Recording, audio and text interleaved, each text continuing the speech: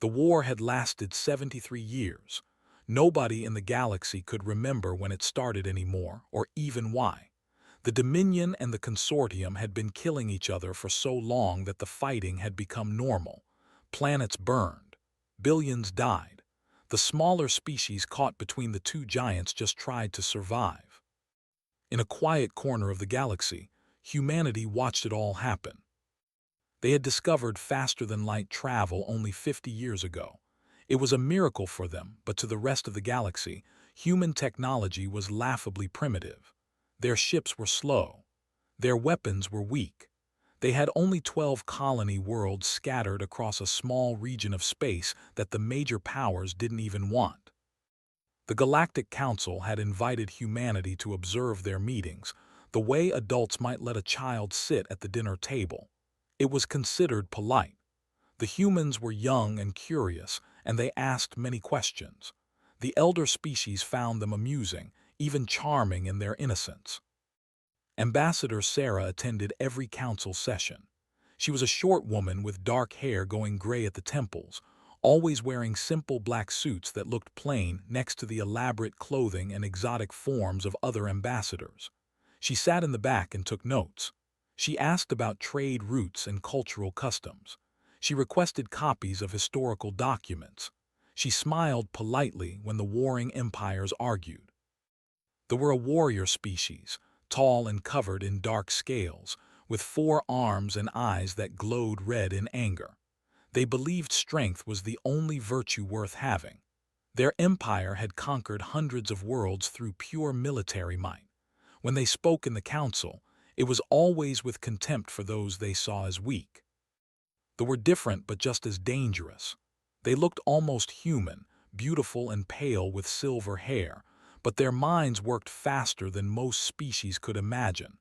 They had built their empire through technology and manipulation, always staying 3 steps ahead of everyone else. They smiled when they destroyed their enemies. Between these two giants, the smaller species suffered. There were peaceful traders who just wanted to do business.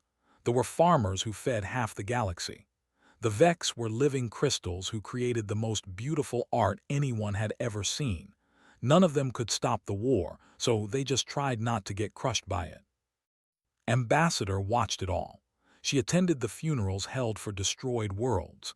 She visited refugee camps where millions huddled in temporary shelters. She listened to the stories of survivors who had lost everything, and she reported everything back to Earth. The Council didn't worry about humanity. Why would they? Humans were new, weak, and small. They kept to themselves in their little corner of space, farming their colony worlds and building their slow ships. They were no threat to anyone. That changed on a Tuesday. Verdant 3 was a farming colony, one of humanity's newer worlds. 20 million people lived there, mostly families who had volunteered to help feed the growing human population. The planet was covered in golden wheat fields that stretched to the horizon. Children played in small towns.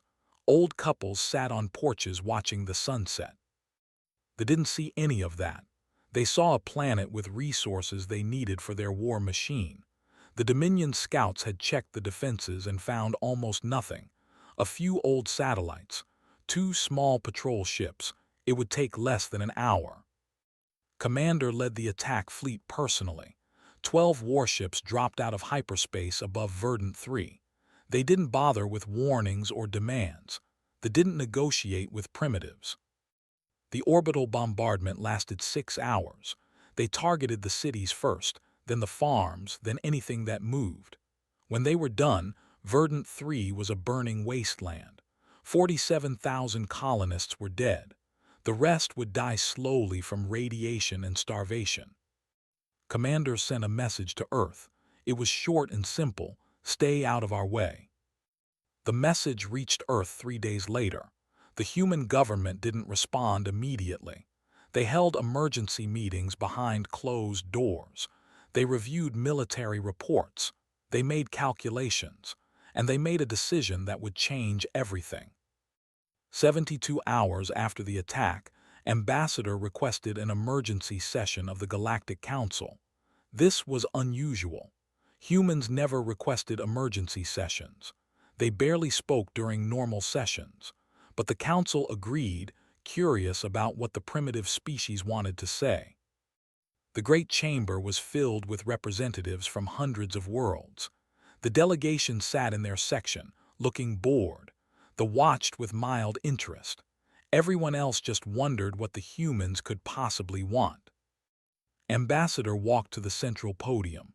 She looked smaller than ever, surrounded by creatures twice her size. But when she spoke, her voice was steady and clear. 3 days ago, the Dominion attacked our colony world of Verdant 3, she began. 47,000 civilians are dead. They were farmers, teachers, children. They had no weapons. They posed no threat to anyone. The ambassador, a massive warrior named, laughed. His translator made the sound even more unpleasant. They were in territory we needed. They should have evacuated. This is war, human. Weaklings die. Didn't look at him. She kept her eyes on the council as a whole.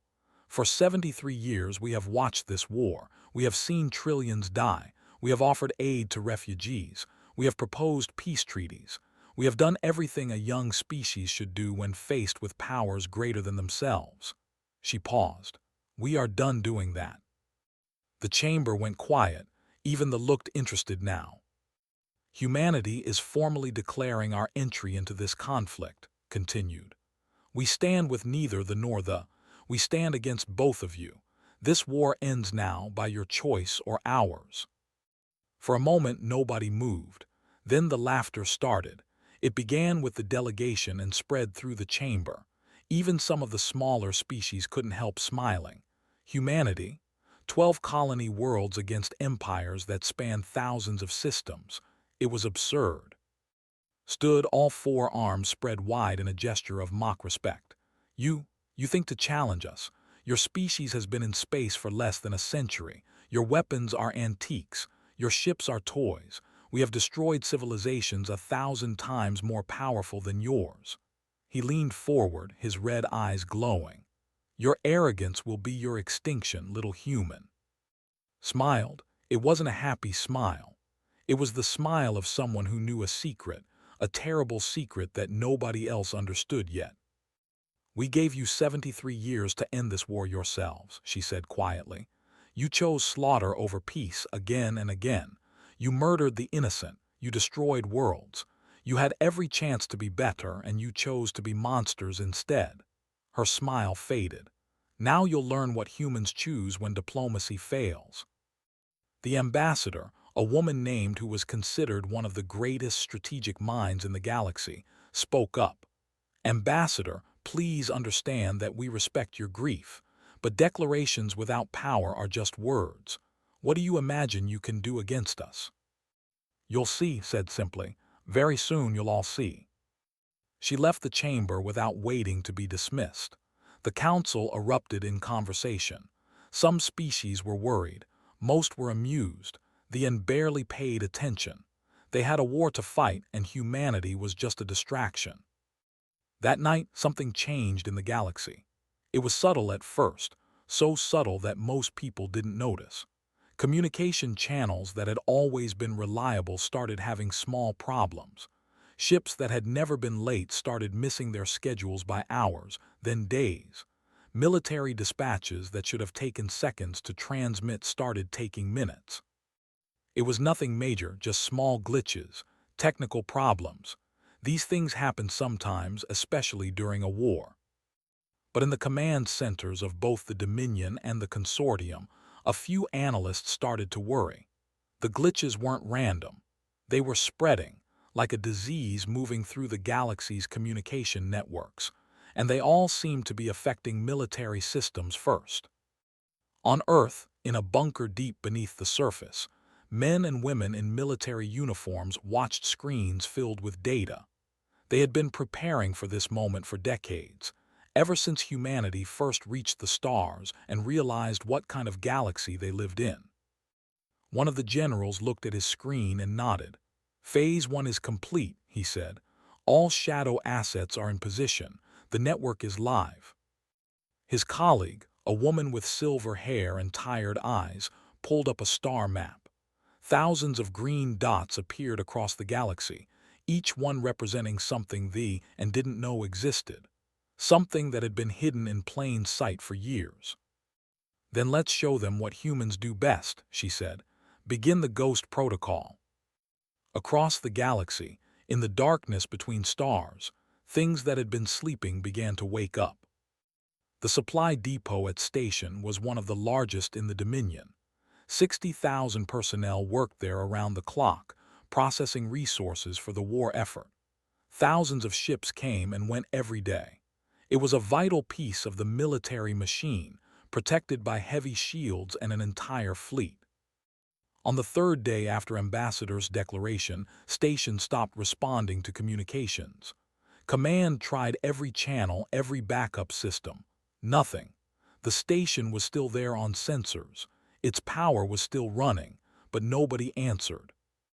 A rescue fleet arrived 6 hours later. What they found made no sense. The station was intact. The shields were up. Ships sat docked at the berths, their engines still warm. Food was still on tables in the cafeterias. Weapons were still in their racks. Everything was exactly as it should be, except for one thing. Every single person was gone. 60,000 had simply vanished. No bodies, no signs of struggle, no blood, just empty corridors and silence. The fleet commander's report was panicked and confused. It's like they just stopped existing. One moment they were here, the next they weren't. There's no evidence of any attack, no weapon residue, no damage. They're just gone. The high command tried to keep it quiet, but word spread. Station was the first, but it wasn't the last. 2 days later, they lost an entire patrol fleet. 23 warships, 5,000 crew members. The ships were found drifting in formation, life support active, engines on standby, but empty, completely empty. The last log entry from the flagship read, "Multiple unknown contacts detected, unable to identify signature, unable to," then nothing.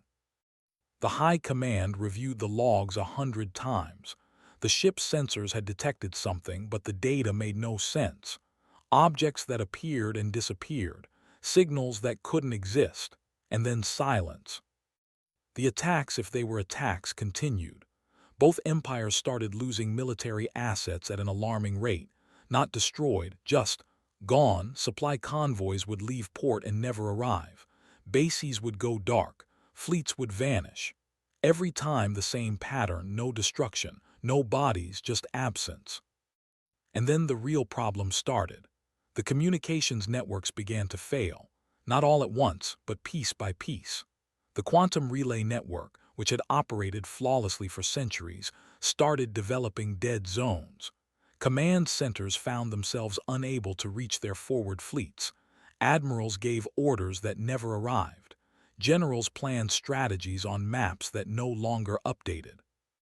The war machine ground to a halt, not from defeat, but from isolation. Both empires were suddenly fighting blind, unable to coordinate, unable to communicate, unable to do anything but watch as their carefully built military infrastructure simply stopped working. In the council chambers, the smaller species began receiving strange messages. Ships appeared at refugee camps, unmarked but broadcasting a simple ID, human vessels. They brought food, medicine, and a message that played in a dozen languages. This is a message from humanity. If you are suffering from this war, evacuate to the following coordinates. You are no longer in danger. The war is ending. They were the first to trust the message. Their trade fleets had been devastated by the fighting, their people scattered across 100 worlds. When human ships appeared offering safe passage, they took the chance. The humans delivered them to secure systems far from the fighting, systems that both they and suddenly couldn't reach anymore. The followed, then the Vex, then dozens of other small species who had been praying for someone, anyone, to make the war stop. The warlord supreme, the unconquerable, had had enough. His empire was in chaos. His fleets couldn't communicate. His supply lines were failing. And all because of humans, those primitive insects who should have been crushed on their first day in space. He assembled the largest fleet the Dominion had ever built. 300 warships, the pride of the military. Every ship was a masterpiece of weapons technology. Every crew member was a hardened warrior. This fleet could crack planets. It had destroyed entire civilizations. Gave the order personally. Go to Earth, destroy there, kill every human you find. Show the galaxy what happens when primitives challenge their betters. The fleet jumped into hyperspace, heading for the Sol system. They never came back. When the fleet jumped into the Sol system, their sensors immediately went crazy.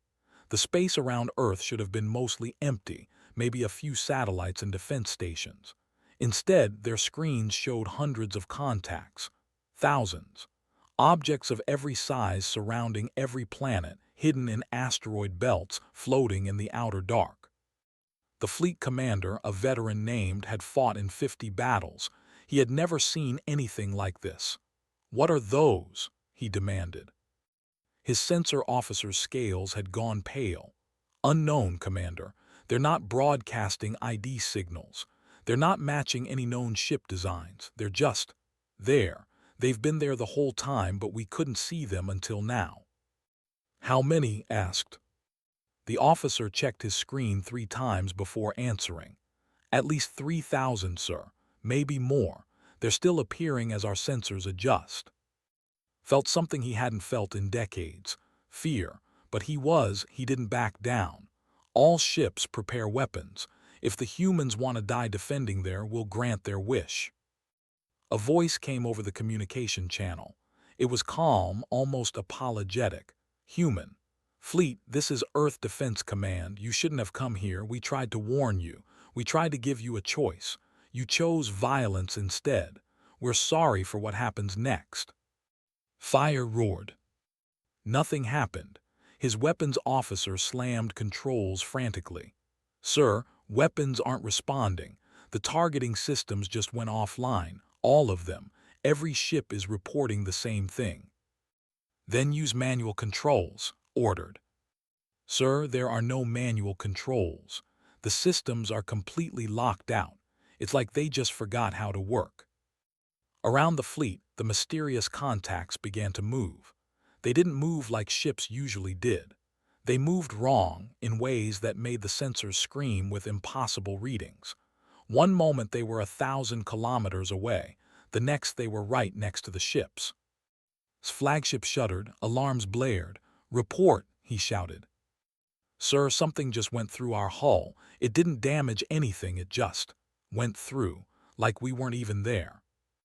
More alarms, more impossible readings.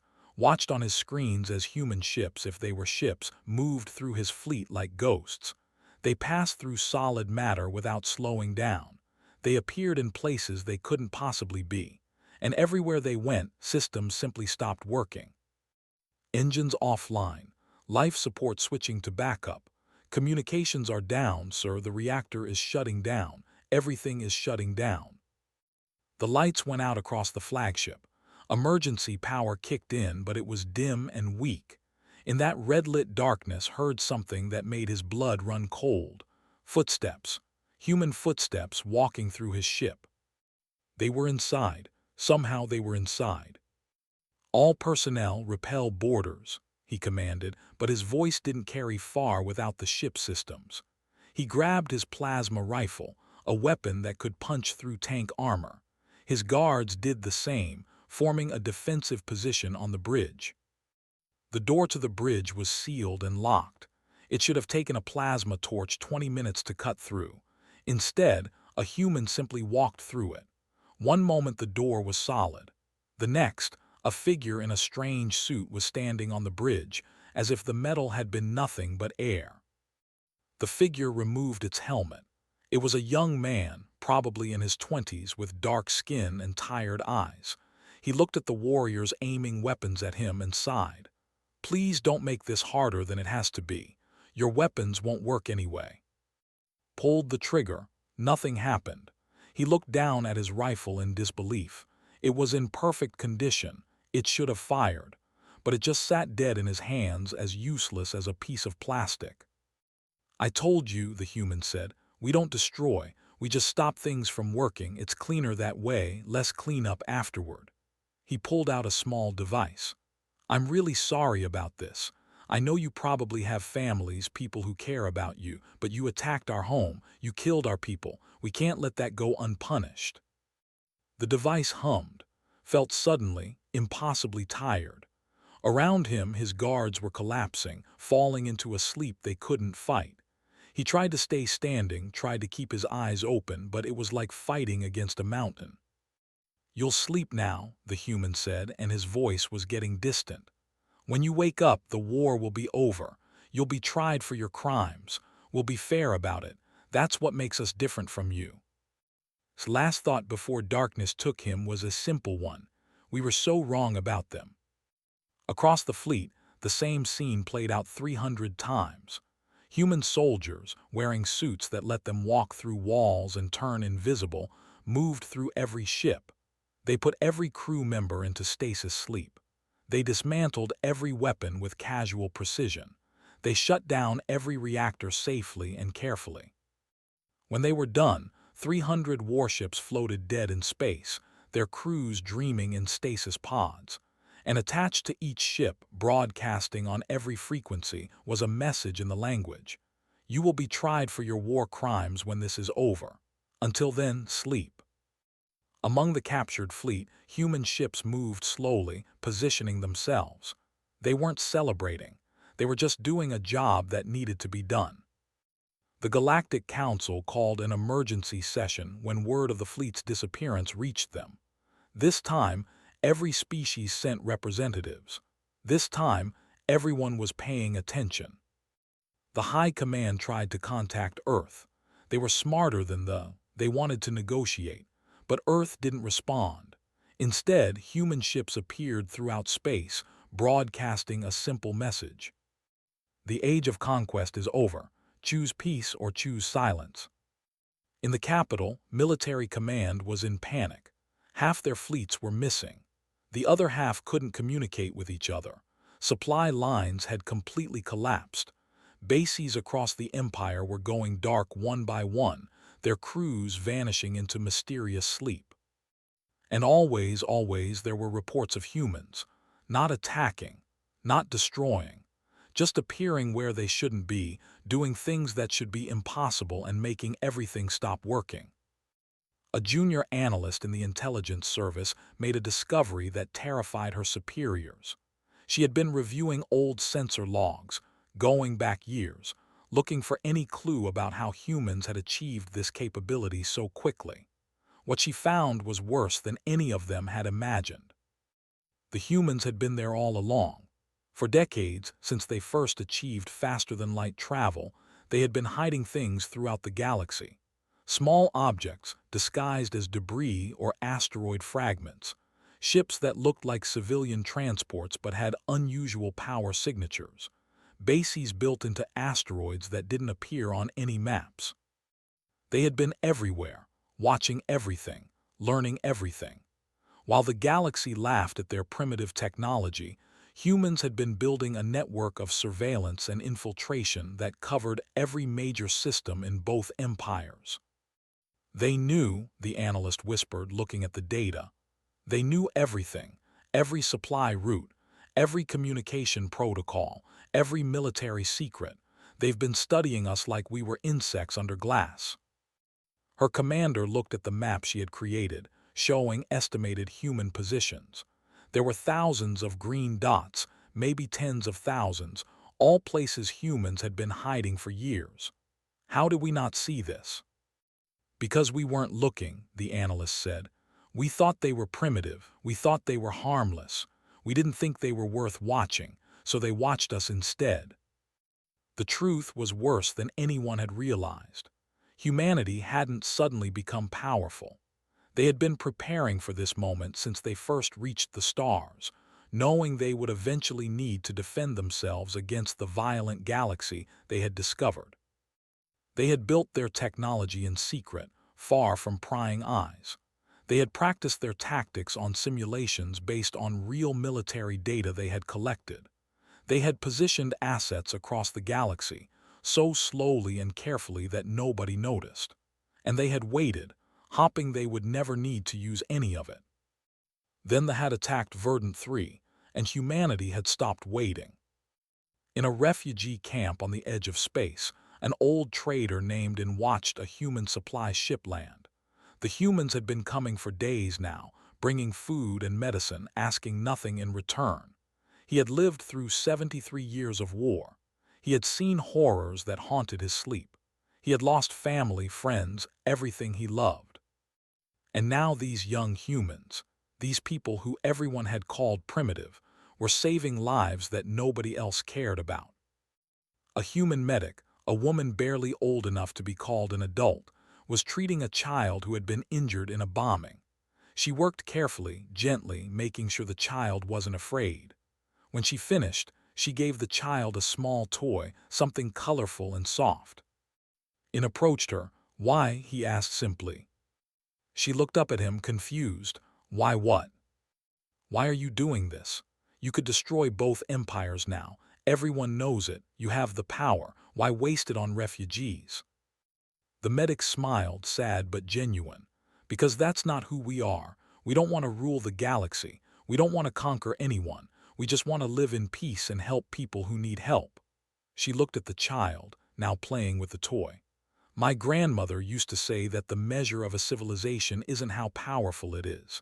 It's how it treats those who can't fight back." "Your species is very strange," In said. "Maybe," the medic agreed. "But wouldn't it be nice if more species were strange in that way?" The emergency council session was scheduled for 3 days later. Both the N had agreed to attend.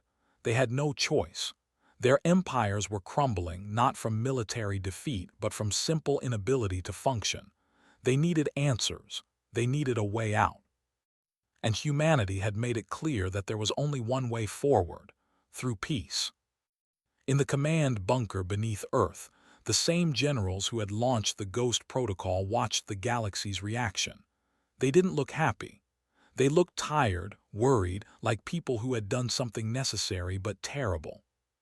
"Total casualties?" one asked. "Zero," her colleague replied.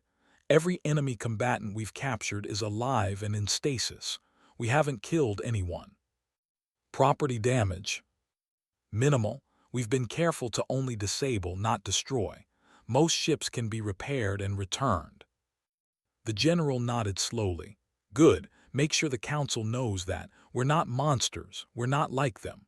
She looked at the star map, at all those green dots representing human forces scattered across the galaxy. "How long can we maintain this?" "As long as we need to. Years, if necessary. We have the supplies and the position. Nobody can dislodge us now." "Then let's hope we don't need years. Let's hope they're smart enough to take the path we're offering."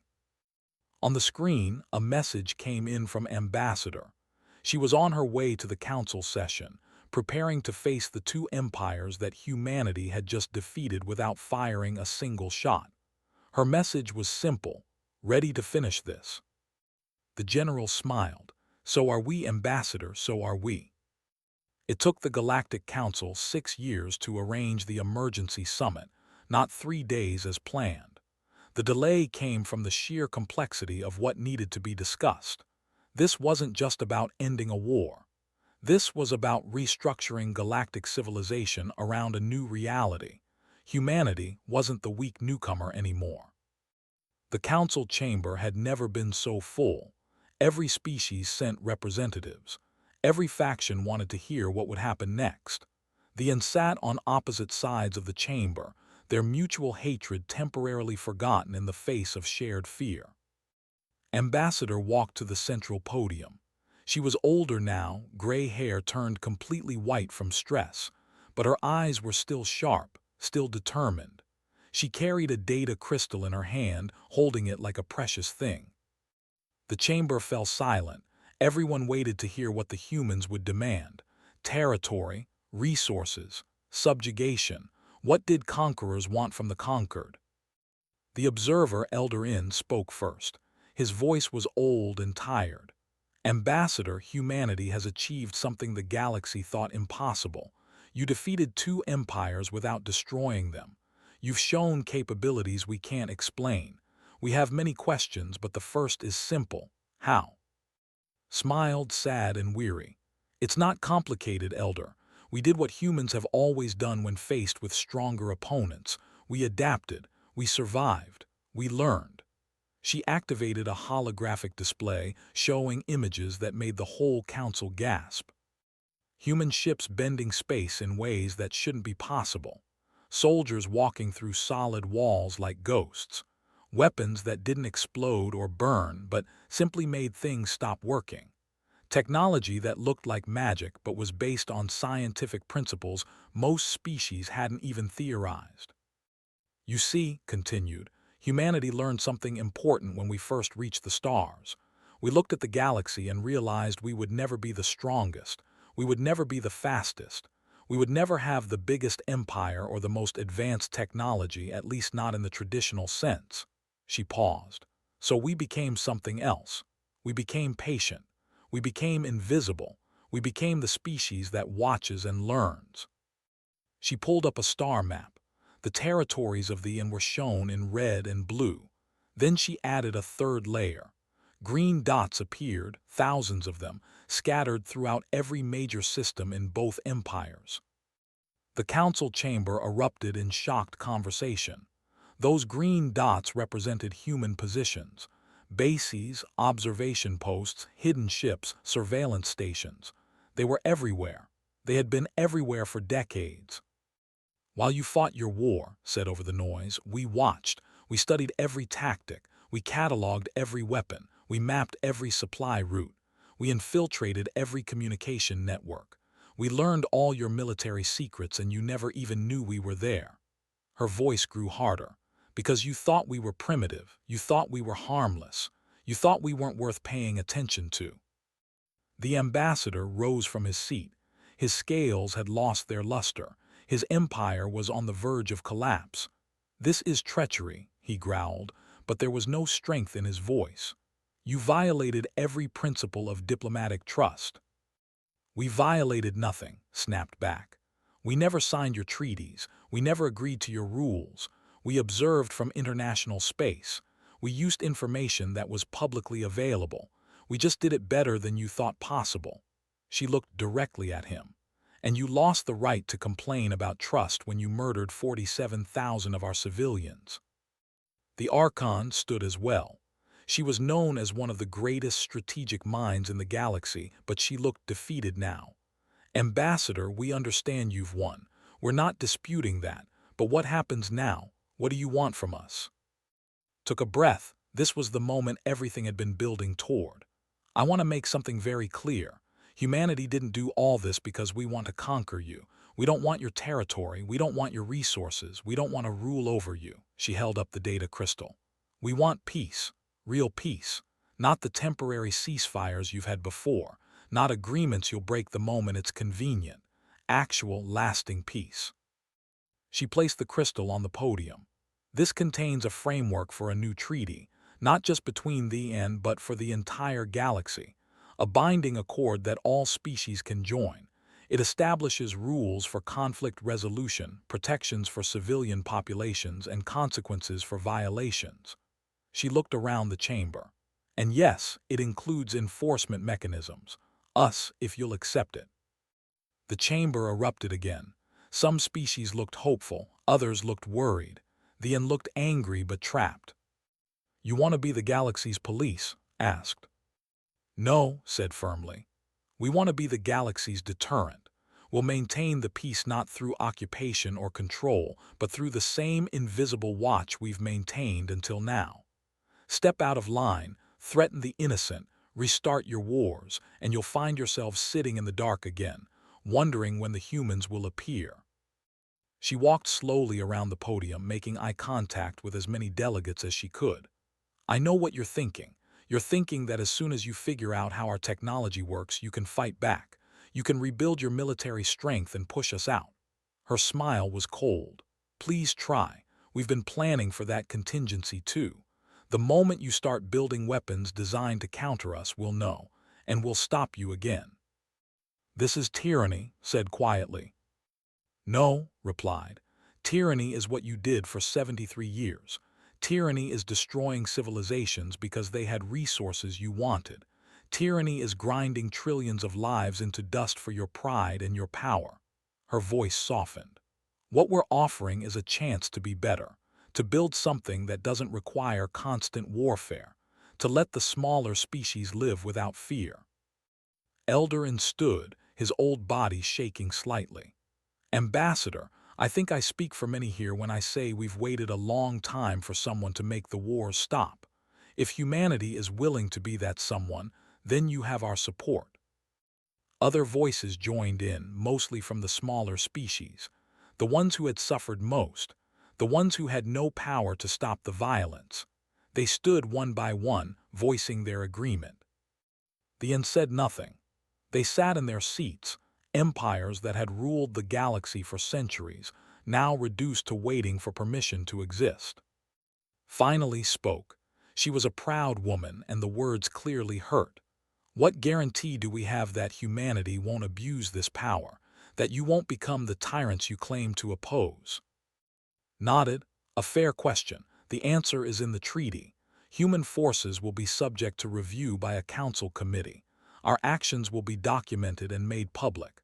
And if we ever step beyond our mandate, if we ever use our power for conquest instead of peacekeeping, then every species in this chamber is released from the agreement.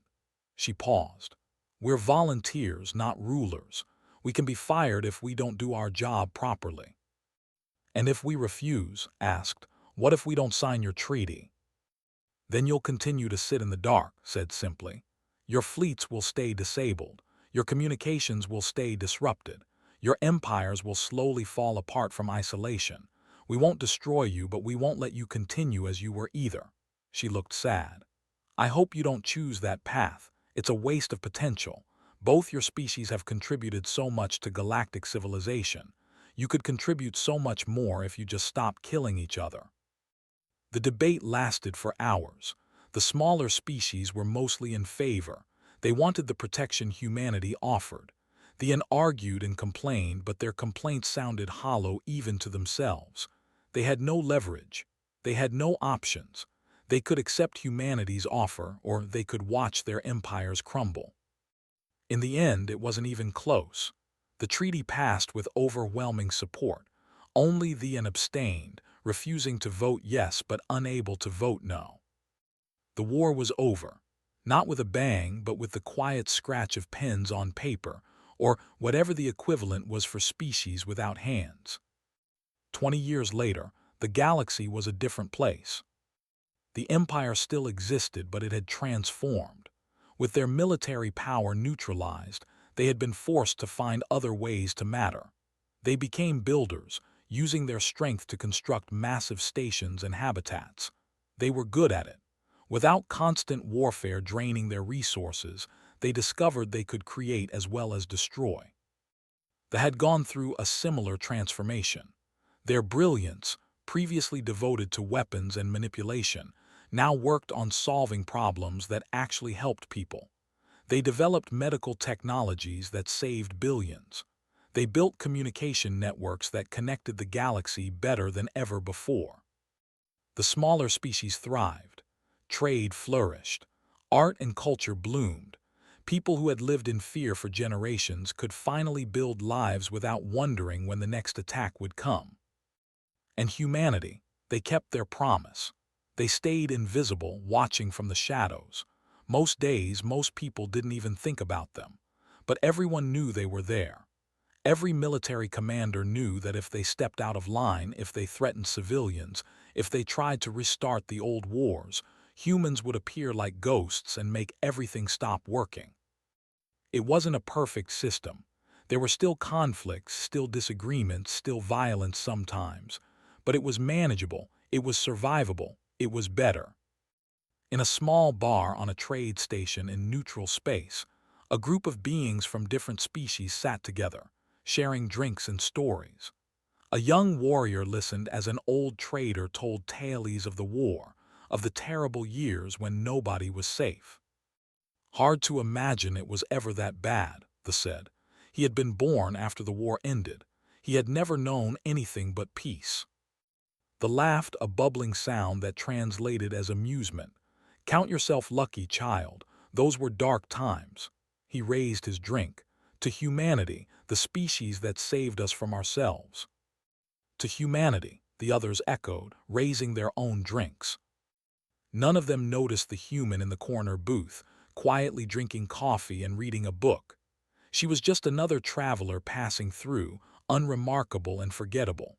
She smiled at the toast, finished her coffee, and left. Outside the station, invisible to all sensors, a human ship waited. Inside, the crew monitored communications, tracked ship movements, and watched for any signs of trouble. They had been doing this for 20 years. They would probably be doing it for 20 more. It was boring work most days, but it was important work.